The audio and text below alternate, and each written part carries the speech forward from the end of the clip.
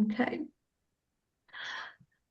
So, hello everyone. I can't actually see people in the webinar at the moment, so I can't tell how many people are listening. Hello and welcome to today's webinar. We're going to be talking about the NHS Data Security Privacy Toolkit, the DSPT, and some of the key areas to consider. This is going to be led by Simon Pillinger and Barry Molt. A few things to run through before the webinar starts. My name's Crystal. I'm one of a team of consultants that work with the Data Privacy Advisory Service, and we're the company hosting the webinar this morning. We're based in the Southwest and we offer a comprehensive package of services in all things data protection and GDPR related, including training, audits, including support for DSPTs, support with subject access requests, policy design, and outsourced DPO services. The webinar is being recorded, so if you do miss anything, you will have the opportunity to catch up at the end later. Just a bit about housekeeping. The webinar is going to last approximately 1 hour. We would like it if you could ask questions in the chat. It makes it far more interactive and engaging. If you have anything you do want to talk about or any questions. Following the webinar, we would really appreciate it if you could complete the survey that you're going to be emailed following it. We really like to receive your feedback, the good and the bad, and it does help us provide information around and improve our services around the sort of webinars and interests that you have for future ones. So to end my part, I would now like to introduce you to our two most excellent speakers today, Simon and Barry, who are going to take over from this point. Good morning. Morning, Simon. Morning, Barry. How you doing? All right, thank you. Shall I do my intro and then you can do yours? Absolutely. Good morning, everybody on the call. Obviously, I'm Barry Molt, BJMIG Privacy, but here today doing the webinar for DPAS. I've known DPAS for some time, and some of you may have been at their conference earlier on this year. I sort of chaired the first part of the conference, and great conference it was. So my background is I trained as a nurse many, many years ago, worked in the NHS, did some private nursing for the Mitchin Tyre Company as an occupational health nurse, and then I went back into the NHS. And about 8 years ago, I left the NHS, took early retirement, set up my own company, and been doing consultancy work for NHS private health organisations, which included the DSPT. So that's me. Thank you. My backstory, my Marvel origin story is that I trained as an archaeologist, realised that I had both an aversion to dirt under my fingernails and poverty, and then went basically into the NHS, got asked to work in information governance. I haven't really managed to get out of it yet. In fact, I keep digging deeper. Having worked in quite a few areas of health and social care, both within the NHS, in residential social care, and in now life sciences. I find myself running my own data protection consultancy, working with lots of small organisations doing DSPT, but also kind of helping out and love working with wonderful organisations like DPAS who provide some really good webinars, hopefully like this one. And Barry and I kind of bring together loads of different experience of doing DSPT, both from within the NHS, outside the NHS, with people who have come to this with years of experience, hopefully regardless of whether you are a seasoned veteran who's long in the tooth when it comes to doing DSPT, or whether you are a fresh-faced founder looking to find out what on earth this thing is you've got to do. There'll be something for each and every person coming to this. So thank you very much for attending this. Thank you, DPAS, for having Barry and I to do this. I'm in charge of the slides. Oh, what power! So, that for me, very much with DSPT, the history of this is very much Istanbul was Constantinople, and you're welcome for having that in your head for the rest of the day. But Barry, I think you volunteered to give us a kind of potted history of this because you've been and seen and done it all, really. Well, yeah, it started a long, long time ago, about 2002, 2003, when it was sort of muted that the NHS needed something to help organisations to, when I say control data, to comply with what was required to keep data safe and secure. And so 2003, 2004 was the sort of foundations for it. But the first toolkit, it was then called the Information Governance Toolkit in 2004, 2005. And it sat around for about 6 or 7 years. It was then sort of restructured a little bit. And over that time, each year when it was renewed and revised, I was part of a consultation group looking at it, saying what needed to be in, what needed to be removed, was there any duplication, all those sort of things. And it included, even those early days, the things that we still think about today, which is data protection, confidentiality, information security, clinical information assurance, if you're working in a health sector, of course, well, which the DSPT is designed for, but also some corporate governance as well. But then a big change came around about 2012, 2013. It was updated. NHS Digital came into place. Health and Social Care Information Centre sort of was been doing the toolkit before that. And then in 2016-17, there was a big change. And one of the big change drivers was WannaCry. Many organisations, health organisations, were hit by WannaCry. The NHS wasn't targeted, but it was hit very bad. And the hospital I was working at, for myself, I had 60 staff on a Friday lunchtime. When I came back to work on Monday morning, I had 60 staff with only 4 computers. It is. So they then introduced, and we'll be looking at these, Simon, the 10. I forgot what they're called now. Horsemen of the Apocalypse. No, standards. Standards. I forgot what it was then, which were introduced in many ways because of that WannaCry, and as part of the Caldecott review they came in, and so it was a big change. But also it changed because it moved from Istanbul or Constantinople, from the IG toolkit to the Data Security and Protection toolkit. It was a big change. And so not only was it IG focused, it now became a lot more IT security focused.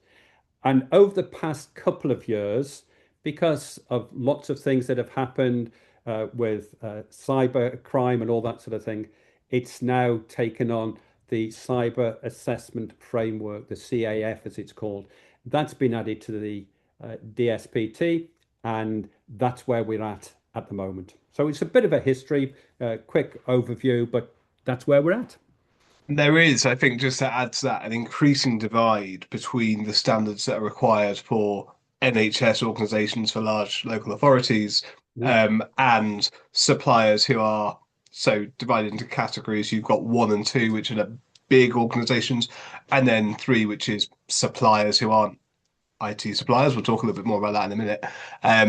And GP practice, and there is an increasing divide about the requirements for each of those organisations. So whereas I deal primarily categories 3 and some category 4 organisations, Barry's got a lot of experience with the big mamas of the health and social care world.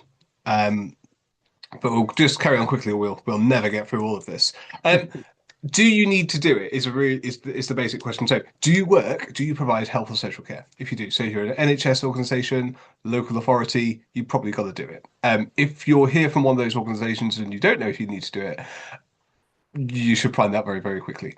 If you're processing patient data, if you're providing services to either those that are doing that, then you need to do this. And the final part of this is, if your contract says that you have to, you've got to. Which is an important thing to always read the fine print. Barry, do you want to... That's interesting, Simon, because people who have contracts with the NHS, I know lots of organisations that think they don't have to. You have to do it. And NHS organisations, whether they're ICB, CSUs, they have in the contract. Have you done the DSPT? Now, I'm not saying if you haven't done it, you're not going to get the contract, but you then need to say, we will do it.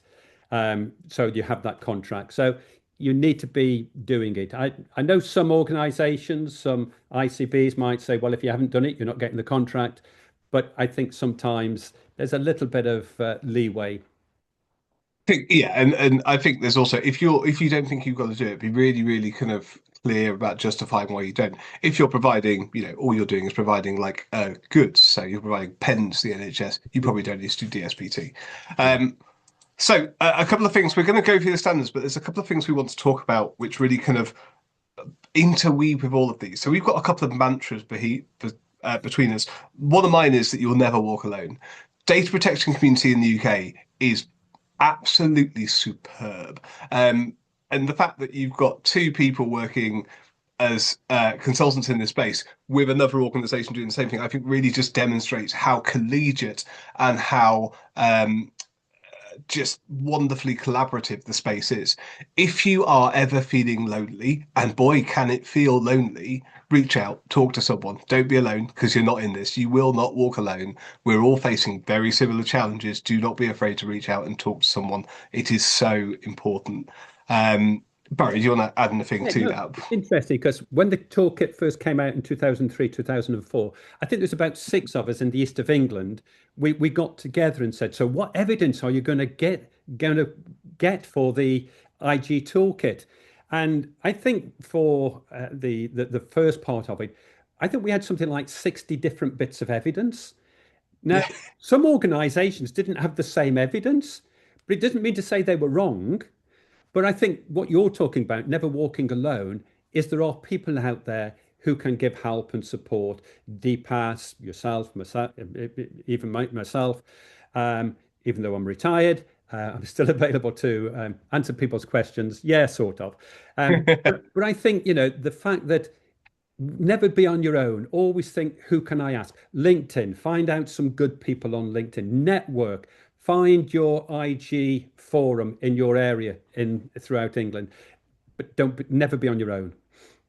No, I think on top of that one of the things that I think is probably one of the unsaid mantra of data protection and corporate governance, which you'll probably find inscribed on most DPO's hearts after they passed away, is if it wasn't documented, it didn't happen. It's so important to make sure that if you're saying you're doing something, you understand A, what happened, but why. If you haven't documented the why, then that's how you end up with kind of objective shift and perverse incentives. Yeah, I first came across that, Simon, as a nurse. Yeah. If you didn't write it down, then you didn't do it. And there's a bit of a mantra that I've got, and I've got a bit of a picture of a tombstone, and it says Barry's tombstone, and it says document, document, document. And that's what we need to do. That doesn't mean to say we've done it. We still need to be able to provide that evidence, but the documenting is a part of that evidence. Yeah, one of mine is that if you've got an untested process or a procedure, it's unbaked clay. They are one of the things that I kind of get that I talk to organisations all the time about is if you've got a process, don't just fling it into your production line without testing whether it works or not. Stress test it, make sure it works. You do it with any other system. You wouldn't have like Ford or Toyota putting a brand new bit of equipment onto their production line just hoping it works. Test it, make sure it works, make it simple. And the final thing I would say is that if you're doing this, either because you're a CEO, then you're a leader of your organization, but if you're a DPO or a data protection practitioner, you are a leader. You might not manage anybody. That's not all that leadership is. You have authority and power derived from your knowledge and expertise. That authority isn't absolute. It's not necessarily the authority that compels people to do things, but it is authority and it is power nonetheless. And sometimes that's quite subtle. And it is always kind of encapsulated with that phrase, don't be a jerk, don't be a git, whatever you want to kind of phrase it. Be kind to people and they will kind of come back to you and want to work with you. So that first thing talks about personal confidential data, which is not a legal term. We have personal data and we have confidential patient information, but also more broadly, confidential information, which is, as we all know, described by the 3-tier test in McGarry judgment in Coco versus A and Clark, 1969, 68, I want to say. Anyway, my kind of general approach to this first standard, this is that if you're complying with data protection law already, this is probably going to be quite easy. This is your basic GDPR requirements, your ROPA, and no, not every organisation is necessarily going to require a ROPA in law, but it's really hard to do privacy notices without knowing what you're doing. So get your privacy notices together. If you are a supplier to the NHS, you are not required to provide a privacy notice for what the data controller does. DTAC says that you should put some of this um, into your DPIAs, but fundamentally you're a processor, you're not required to do it, but you absolutely are for your own information. So get it done, make it easy, get your policies in place, risk management. Yeah, there's lots of ways of doing risk management, but the worst way to do it is not to do it at all. If you aim for nothing, you will always miss. Barry, before I crack on with Yeah, Tom's. it's interesting, Simon, because a few years ago we did an audit on an ICS, integrated care system, and there was 12 organisations, and we did an audit on.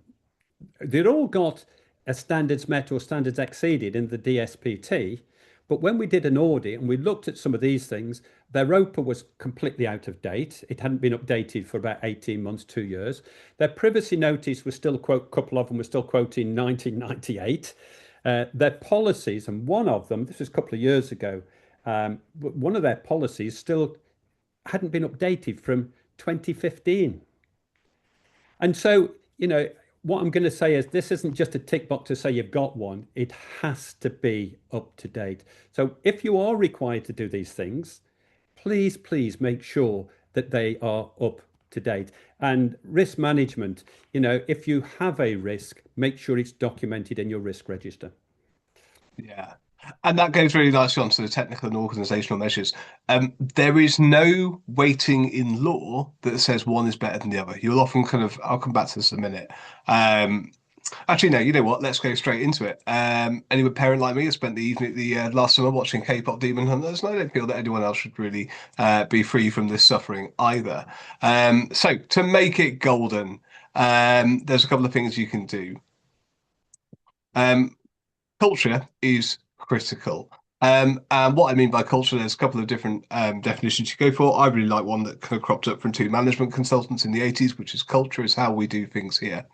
And the reason that this really matters is that your organizational culture is going to define how easy DSPT is going to be for you. If you've got your executive buy-in, your buy-in from your leadership, then it is going to be so much easier. If you take it seriously, it's going to be so much easier. If you've got people who are on board with you, it will be easier. We'll talk a little bit later about how you can kind of cope if that isn't always the case.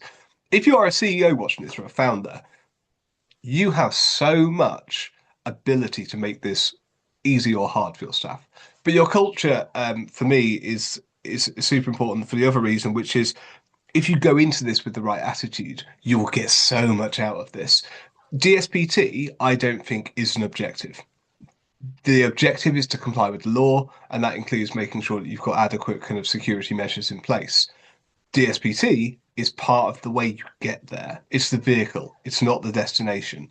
And the reason that's really important is that if you lose sight of the destination, you actually forget why you're doing this. And you see this crop up every now and again. I was viewing something around records retention. And it says, oh, yes, we'll do this in line with the Records Management Code of Practice, which is the Health and Social Care's big book of how long you should keep information. And it's in relation to audit logs. And actually, there wasn't a necessity for keeping it for that long, for as long as the whole patient record. But it was just like, oh, yeah, we'll keep this in line with RM COP. Well, actually, the RM COP is not what you're aspiring to here. The data protection law is what you're aspiring to here. Barry, anything more on culture? Yeah, just so that the point about not making it difficult.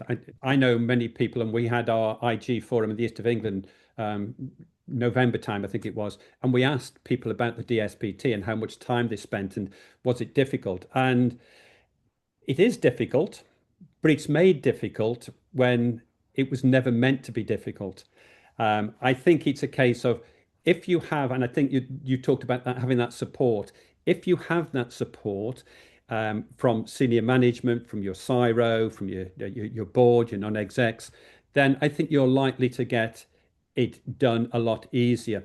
And I'll give an example of what you need to do. If you have an IG board, IG committee, make sure that things are reported there, how you're progressing with the DSPT throughout the year.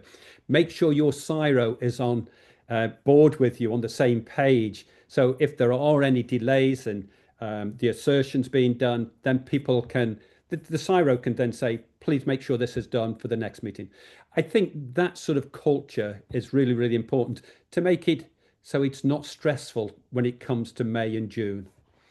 Totally. And I think the other bit to add to that is that this is all about quality as well. So if you are a someone who's providing software services to the NHS, or even someone providing stuff inside the NHS, think about this as quality and safety in the way that you would in any other part. The NHS is a safety critical industry. So look at how other industries, when I first came into the NHS, looking at some of the kind of aeronautical industry would be absolutely kind of, very much the way you look at this. This is a safety critical industry. Racy, touching back on what Barry just says, not everything is your job. This kind of touches in with the you'll never walk alone. Not everything in this submission is your job, particularly if you're working in larger organizations where if you're the IG manager, you're not going to be doing all the data quality stuff. You'll have a data quality manager who's going to do that. In a small organization, work with your IT teams, or even if there's not an IT team, if you may end up doing a bit more, but it's a great opportunity to learn. Barry, anything more on Racy and how to get that, I guess, in places where people are not necessarily agreeable? Yeah, no, I think making sure that you know in the DSPT the assertions can be allocated to other people, but again, if it is allocated to IT, to HR, to coding, whoever it's given to, make sure that they report back, and it's that takes the stress off. It is not just one person's job. And I've seen that in the past. Hey, I've been subject to that, where in the old IG toolkit, it was all my responsibility. But the good thing about it is make sure that other people take their responsibility as well. Absolutely. This is mine. Don't be a Tom snob. There is a sometimes prevailing attitude that technical measures are better than organizational ones. Again, this really just depends how good your culture is, depends how big your organization are. If you're a smaller organization, technical measures just may not be actually the most feasible way to do things. Organizational measures can work really well, but it does depend on things around habit, and around discipline. And by discipline, I really just mean the same thing as habit. The ways in which you do things. Comes back to that culture. This is how we do things here. And my last one is finally just learn from, but don't be bound by the past. The difficulty with this, and it comes back to culture. All of these things are rooted. Just because this is the way we've always done things doesn't mean that that is the right way to do things. Don't get, history is not a millstone around your neck. It should be the buoyancy aid that keeps you afloat.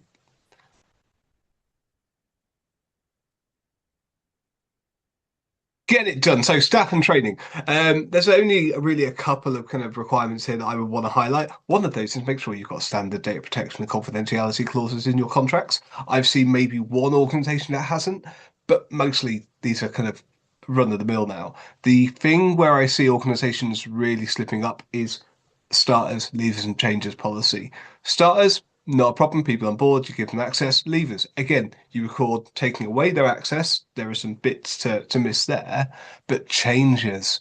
Oh, the internal promotions where people get more access. And I think every organization's got a Jeff. Jeff's been around there since about 1802. He's got more access permissions to systems than small countries have. And he's ended up by the time he leaves the organization with more access than anybody else, which he doesn't need. And that is a massive security risk. The other thing just to be aware of with NHS mail, particularly with leavers, is that where you might rely upon, and this is why you shouldn't rely on this, is if you rely on just removing their email access, and that is the credential by which they log onto systems and access information, and you're using NHS mail, well, that's not going to work because you're not going to be removing their access to that system. And I had to illustrate this very recently, had an organisation who were contacted by it and said, well, this leaver's still got access to the system. Like, there's a problem with your software. I thought, no, there's a problem with your leavers process if they've still got access.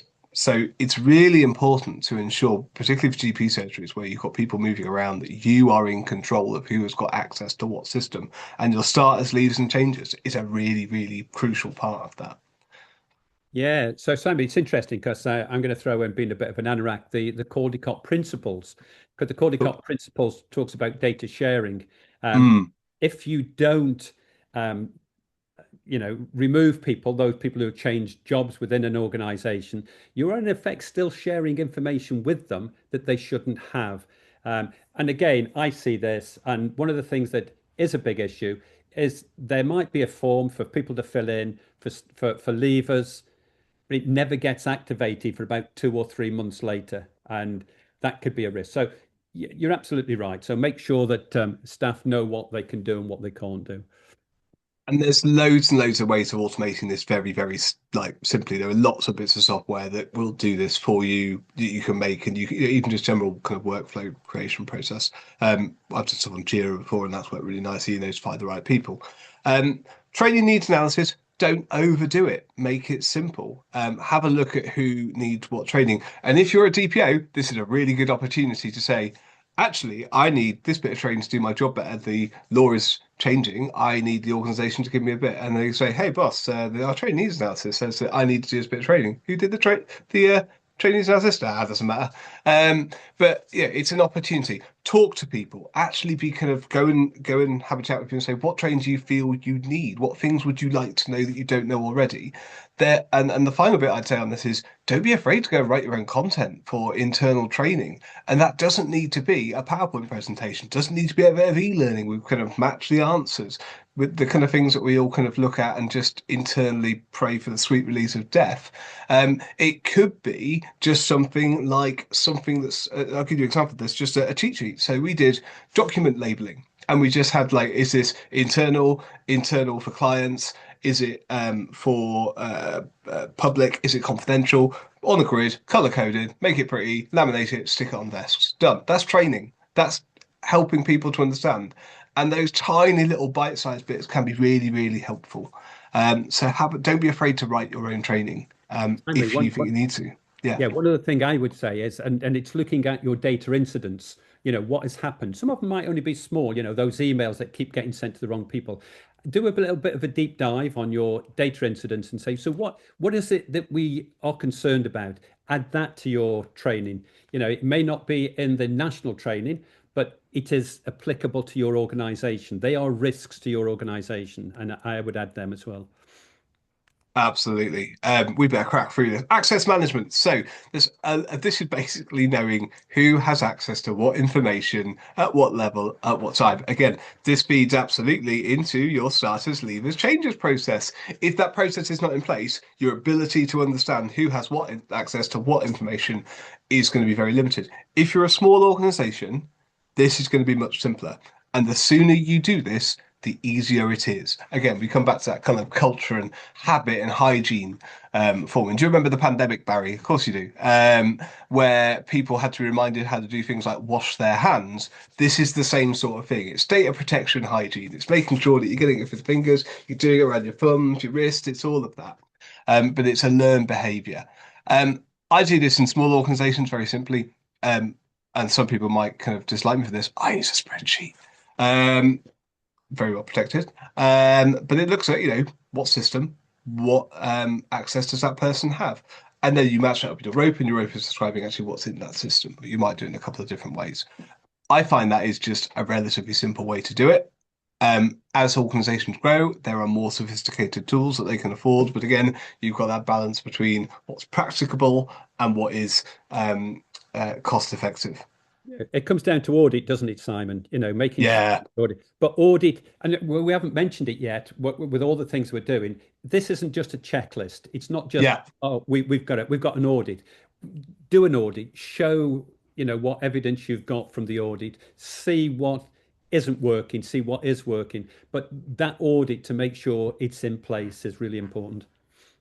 It is. And at the same time, I think this is quite a useful point to talk about acceptable use, which is, particularly if you're coming into admins, acceptable use is quite part of your transparency as a data controller.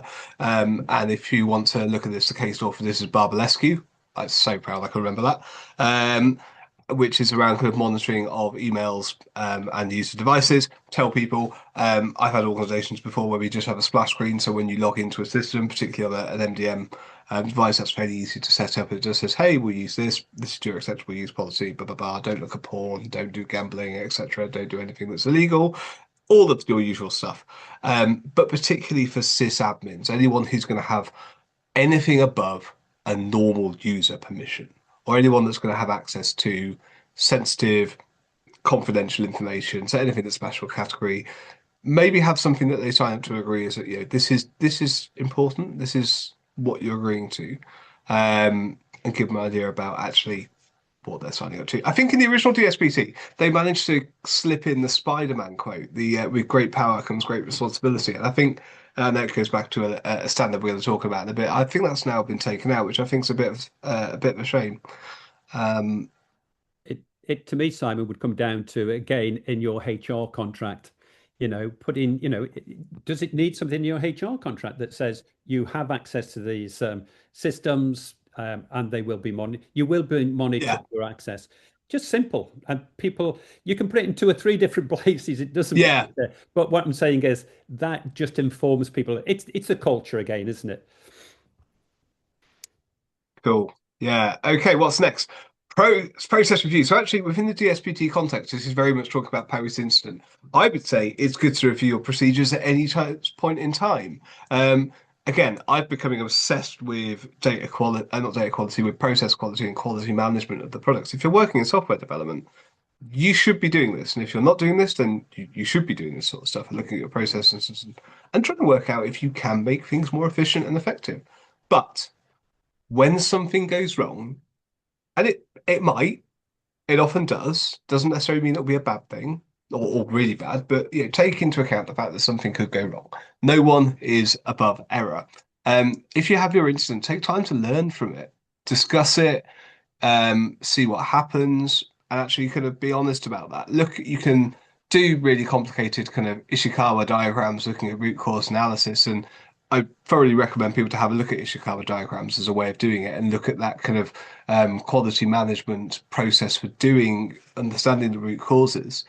Learn from it, take a critical safety industry approach and look at ways that you can mitigate people risks, because people are your squishy bit that's fallible. They are the bit that's changed. Those are the bits that are doing the thinking. Take into account that AI is going to be emulating some of that thinking, and the more AI you put into your processes, the more that's going to be a risk that's, again, similar but not quite the same. Then implement it. And I come back to that point earlier around testing what you're doing.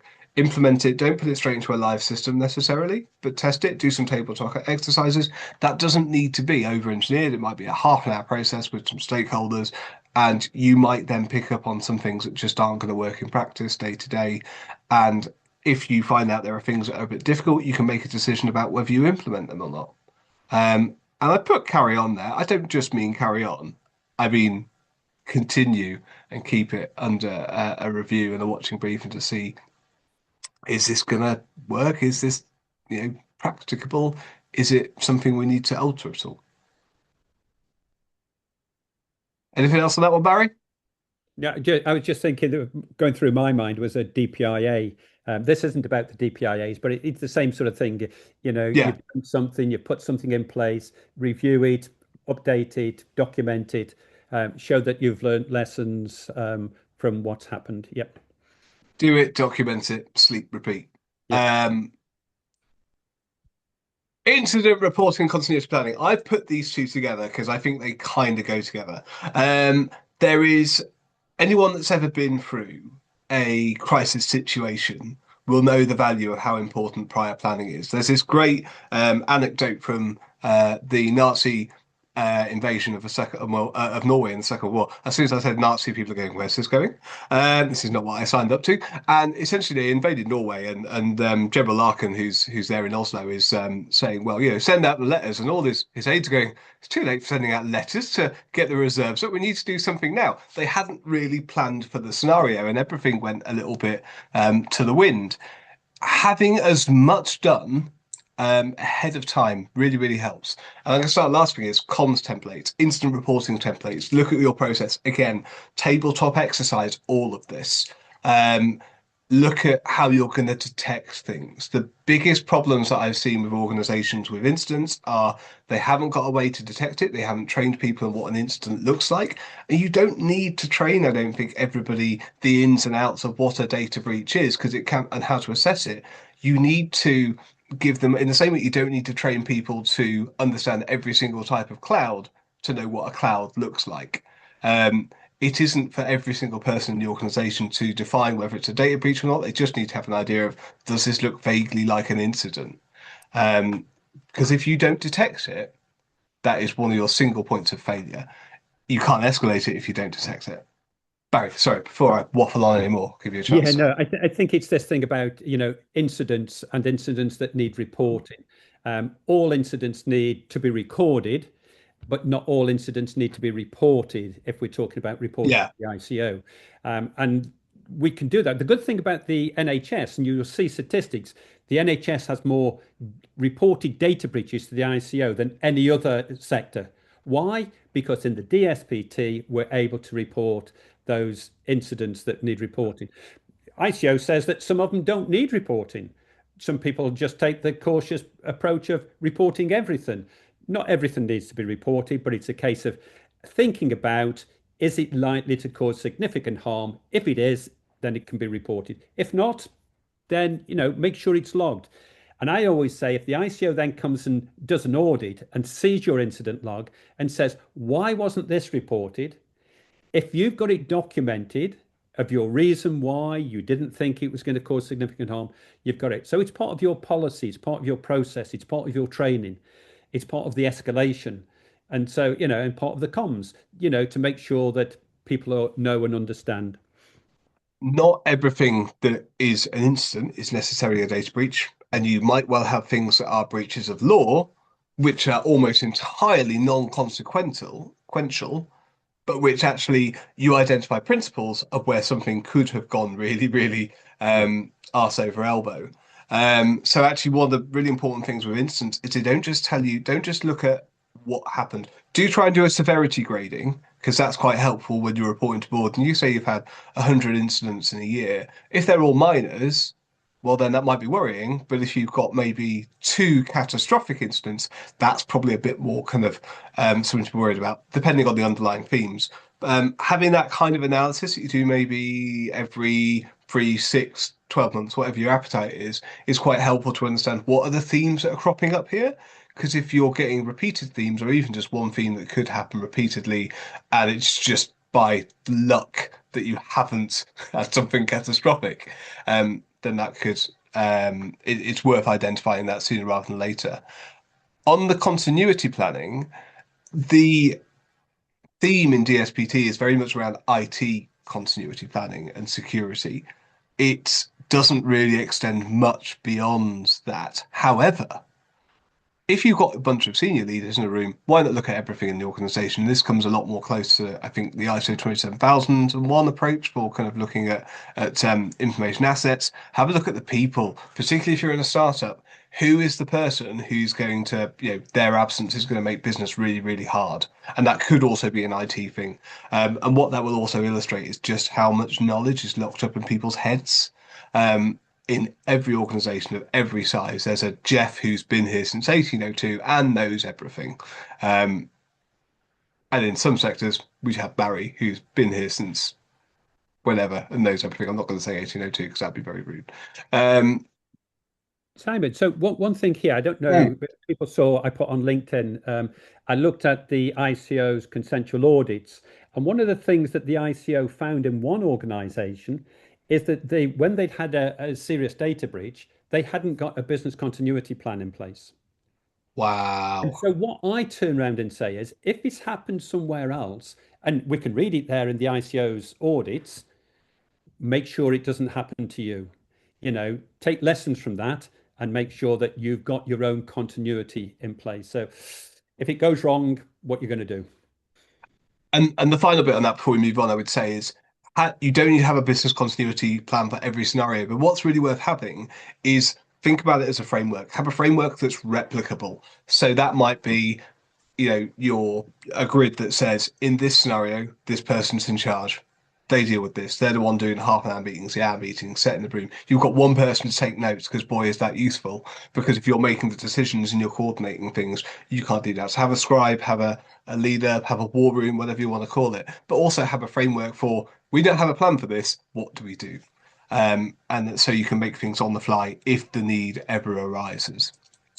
Um, WannaCry, we're back to this. So Barry and I were both working in the NHS. I think I've been around for about 8 months when this hit, and the trust that you were working at was really badly hit. Mine was barely affected at all.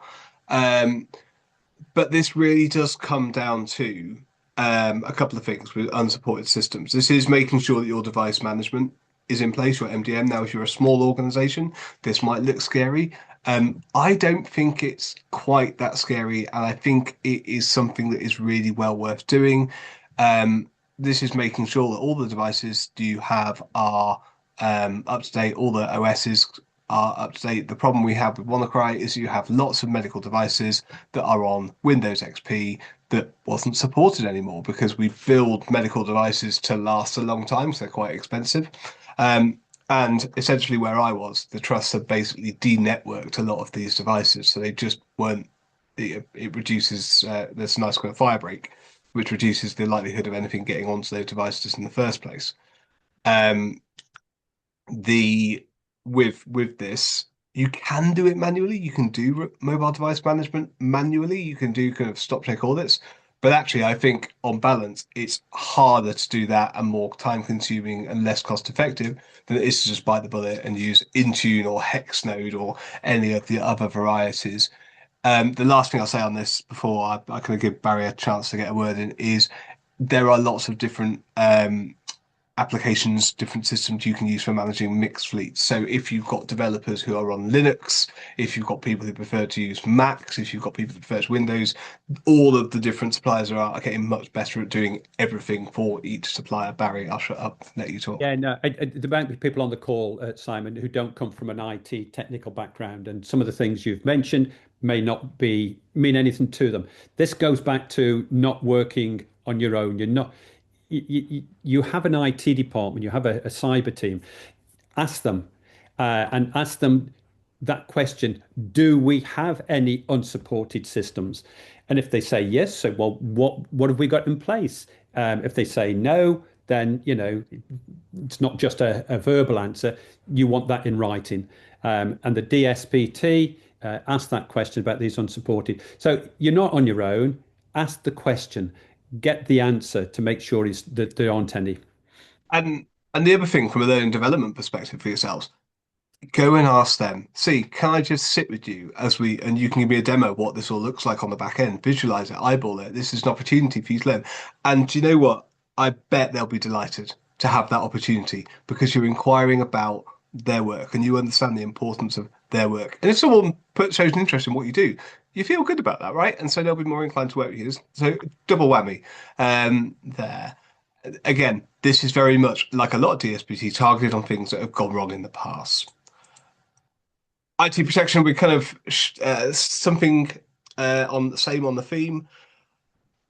Make sure you've got different passwords, please. There are lots of ways that you can enforce this now. And mobile device management allows you to actually enforce this technically and make sure that it is what happened. You've got conditional access, which basically means that you can set a bunch of requirements and no one gets access unless they meet the requirements.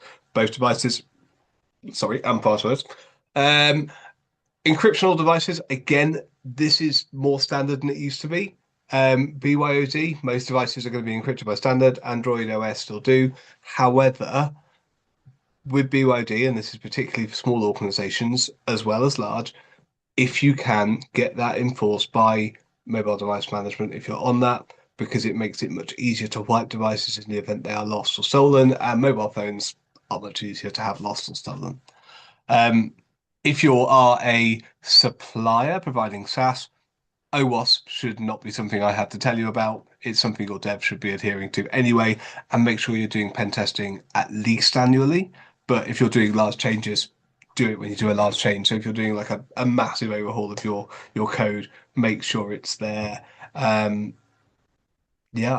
Yeah. So Simon, on that pen testing, it reminds me as well of things like Cyber Essentials. If you're going Yeah. to do that, because we're talking about the DSPT, which has to be submitted by the end of June, you need to make sure these things are done now so that you've then got the recommendations or the things that need to be put right. Make sure it's done now not too late. You don't want your pen test results in July. You've missed the boat. So, they're really, really important. Make sure that they're done beforehand. So again, we should say, and you're right to point out cyber essentials. We haven't put this in. Um, there are some things around cyber essentials that will tick off your mobile device management. So if you've got cyber essentials plus the audit, that's important. It has to be plus, not just normal CE. It will tick off a lot of your IT and mobile device management. Um, and the last one I think is here is around accountability of your suppliers. So make sure, again, this comes back to your information access matrix and your ROPA. You've got an idea of who's got access to what. You've got an idea of what kind of information they're processing. Certifications are good. So 27001, 17, 18, which is cloud and PII in the cloud, personal data for the point of ISO. They're useful, but please have an idea of understanding what those actually tell you. Don't just go, oh yeah, fine, ISO, brilliant, fantastic. Also with transfer risks, follow the contract, not always the data. And I have a point there where I put in my DPIAs for NHS organisations where DPOs might understand this, but often the kind of more junior members of the team are like, what? But the data's in the UK. I was like, yes, data stays in the UK, but in line with ITO guidance and the European Data Protection Board, this is a transfer via accessibility. And I've actually got in writing from the ICO that that is a transfer if there is a theoretical infrastructure by your supplier. But that is not, it's a bit esoteric. Interesting, Simon. We just had a question come through about what to expect when audits are carried out. And I wanted to bring in, just as we, sort of wrap up and then come to any questions that people might have, is that, there is that internal audit for many organizations, the larger organizations, that they have to do. And it's making sure that that is done. And the recommendations, just like we talked about Cyber Essentials Plus, that is done and things are addressed before the submission of the toolkit. And I think it's really important. And I would say to people, if you haven't read and seen about the independent assessment framework of what the auditors need to be looking at and what their responsibility is, then you need to have a look at that. I've worked with auditors, and it talks about experienced auditors. They might be experienced auditors of doing finance, but they may not be experienced of doing the DSPT. And it's having that meeting with them, talking to them. They do have certain assertions they have to look at, but even with that, it's not the black and white of this toolkit. It's about demonstrating as an organisation that you have covered these risks. With all the things that we've mentioned this morning. So making sure that you have that conversation. And just as an example, I had a conversation with the auditors and said, look, why don't you do a survey of staff and ask staff what they do and who do they know? Do they know who the CSIRO is? Well, only 30% of the people knew who the CSIRO was. We didn't do the audit the next year. We did it 2 years later. And we asked the question then, do you know who the CSIRO was? 70% knew who the CSIRO was. Why? Because talking about training, we added it to the training. And so people knew the CSIRO came along to the training. We made it practical so that people could. So the auditors, we need to make sure that we have the auditors talk to them and let them see the evidence, but also make sure that they come on site and they get a feel for what's going on, not just a tick box exercise for them either. 100%. Okay, we've got 10 minutes remaining. So there are a couple of questions we've got through. I've seen there's a couple in the Q&A.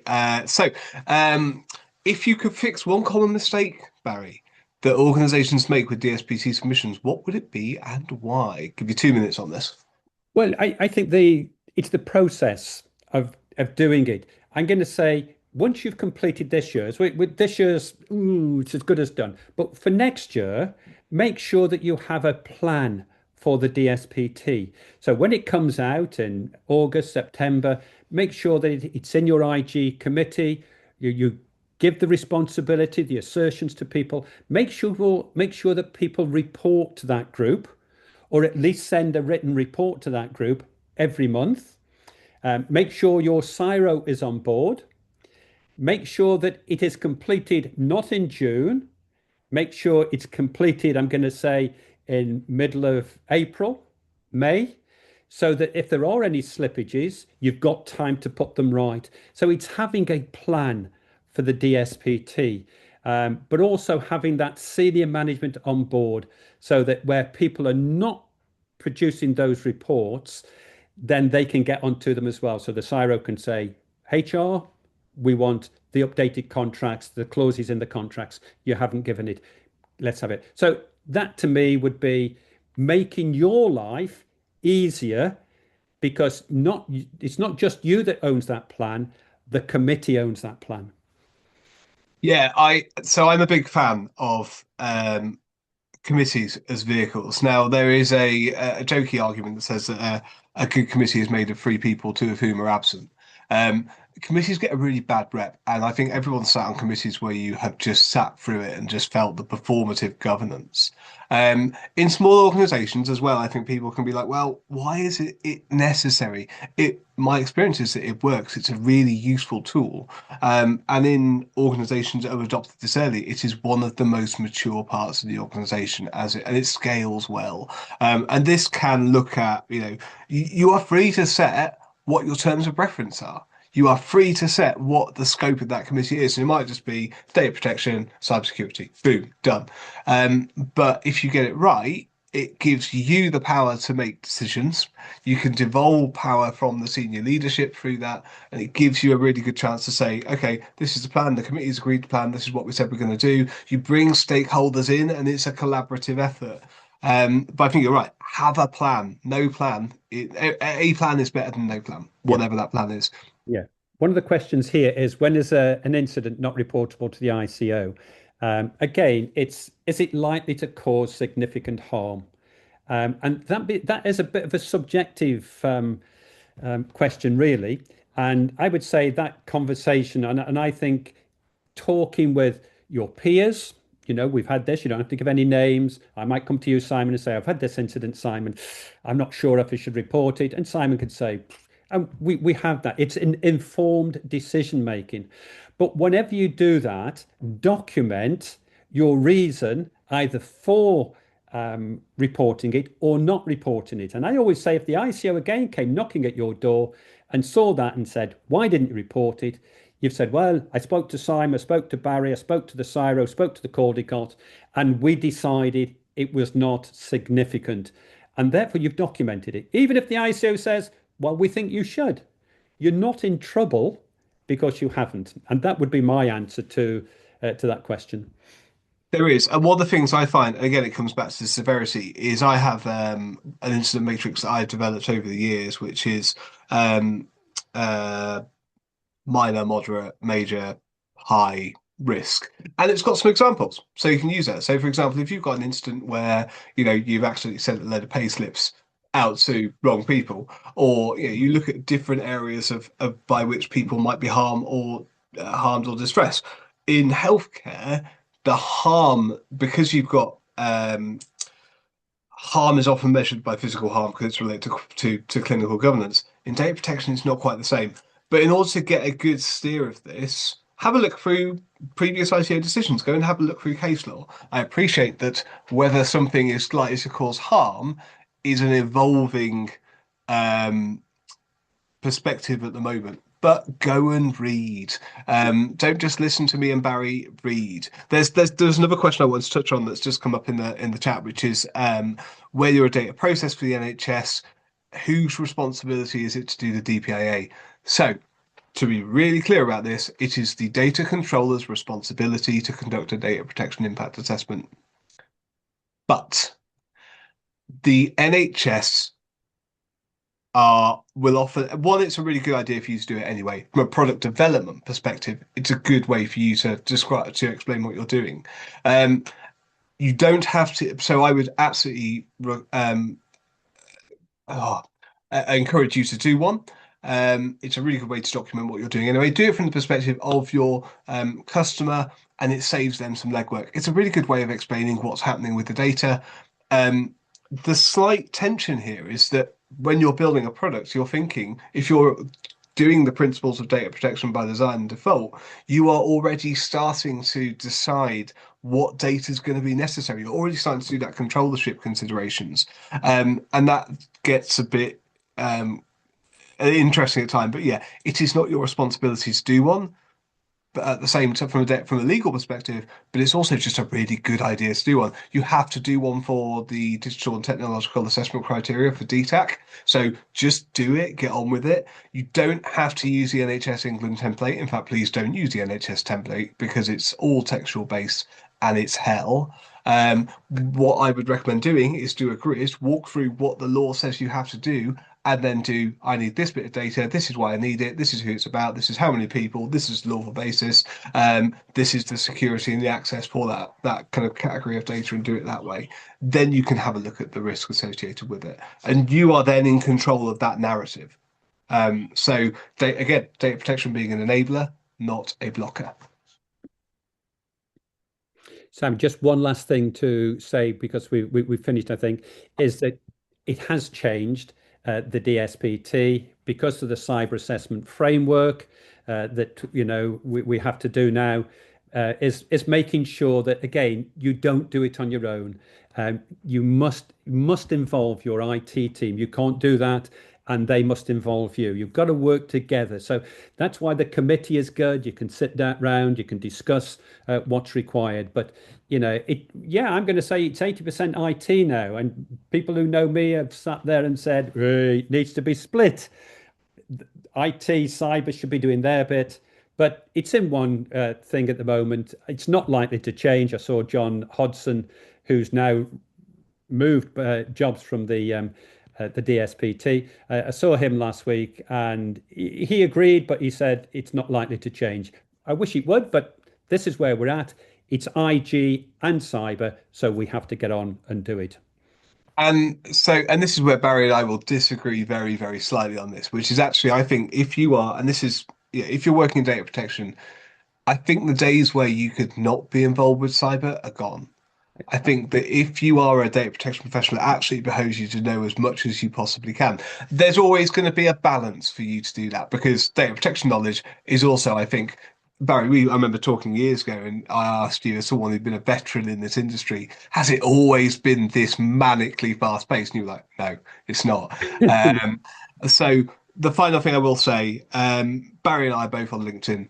Come and have a chat with us if you or anyone else. There's loads of people, and frankly, loads of people better than me out there who know this stuff. Data protection in health and social care is incredibly collegiate community. Data protection generally is very collegiate. Come and have a conversation. I'm more than happy to put time in my diary to have a chat through something. Yeah. Good. Thank you very much. Okay. Okay, thank you everyone. That was really interesting. Thank you, Barry and Simon, for supporting with the webinar. I think everyone learnt loads. There was some really good engagement in the chat with some questions, which is always great to see. Obviously, we do it at DPAS, we do support with DSPT audits. So if you do need some support around that, please feel free to ring us or ping us a message. Also, we do host other webinars, so keep an eye on our LinkedIn and or sign up for our newsletters. Again, thank you, Barry and Simon, for that. It was great, and thank you all the attendees for coming along today. And that's the end. You're all free to leave and go back to the rest of your day now. Bye. Bye-bye. Thanks very much.